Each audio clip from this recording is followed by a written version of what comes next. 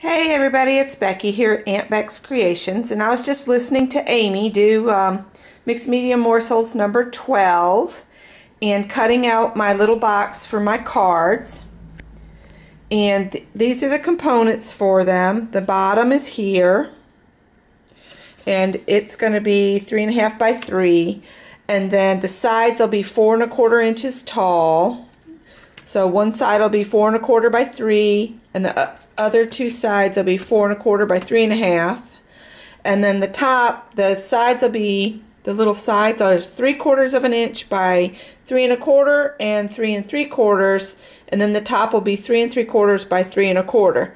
And I'll be putting those together, but I won't do that on the channel or on the tape here because it takes a lot of time. I'm going to cut paper strips to put on the corners to hold it, you know, and keep it real. It'll make it real sturdy because this is Honey Nut Cheerios box I'm using for this. And once I get it all together, then I'll cover it with some of the paper. I still had these two sheets out of my stash of old papers, and I'm going to utilize them to cover this box.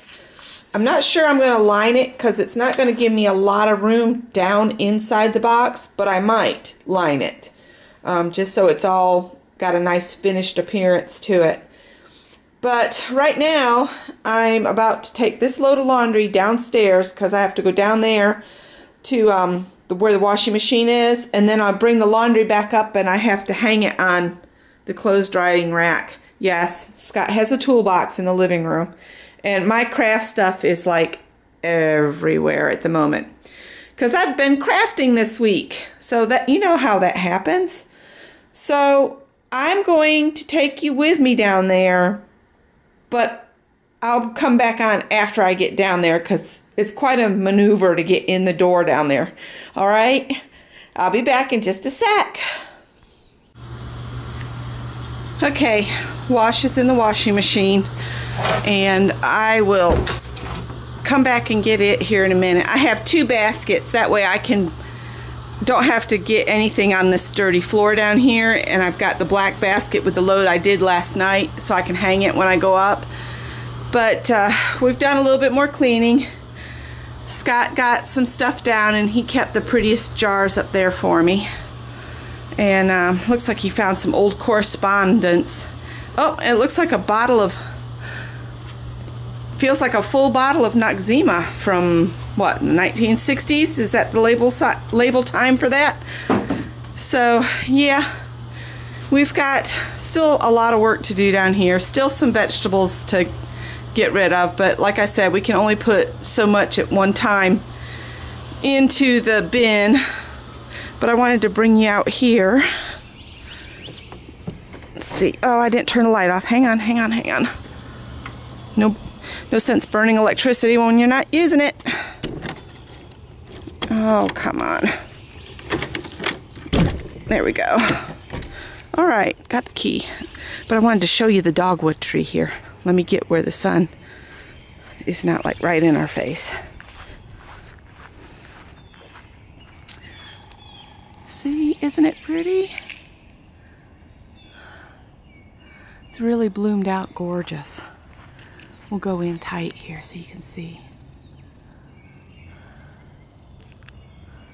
It's just a beautiful tree.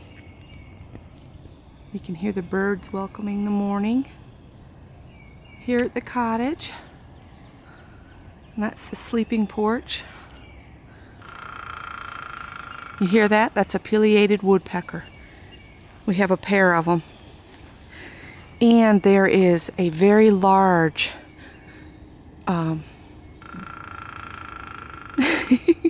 bird of prey that goes down. There's like, let me show you. This kind of drops off here so I need to watch. But down there's like a little creek. And there is a bird of prey that goes down there and gets a drink and flies up into these trees, and he makes this really weird, it's kind of like doop, doop, when he's just chit-chatting. And Scott looked it up, and it's some kind of hawk. He's just an absolutely beautiful bird, and if I get a chance, I'll try to get a video of him. Scott calls me sometimes to come outside, but he never tells me to grab the camera, and he'll say, that bird's out there, and by the time I get out here, you know, it's flying off. But I've heard him and I have seen him. That pileated woodpecker's really working the trees this morning.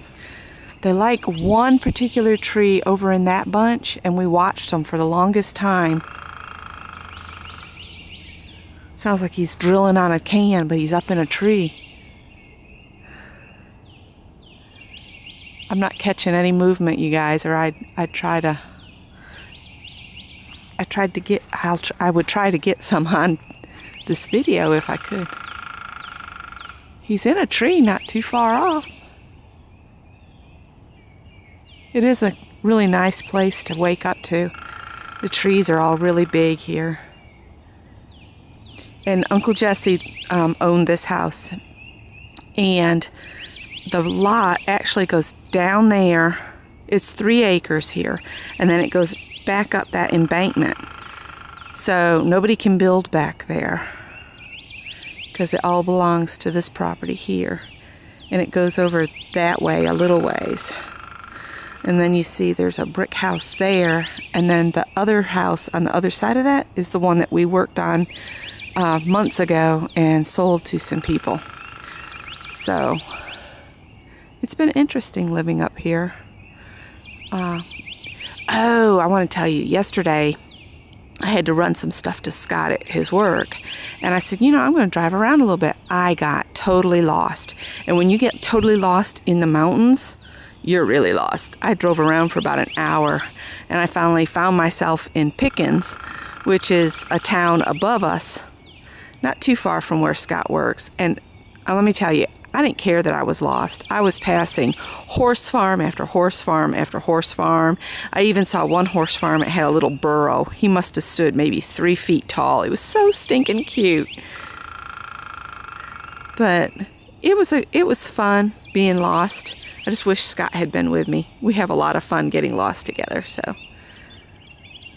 It's not as much fun being lost on your own, to tell you the truth. But I found it. My way back. I just love listening to the birds in the morning, don't you guys?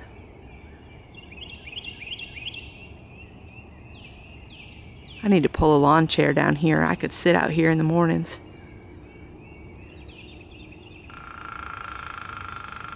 That woodpecker's really working, isn't he? Okay, guys, I'm going to let you go. Hope everybody has a good day. Bye.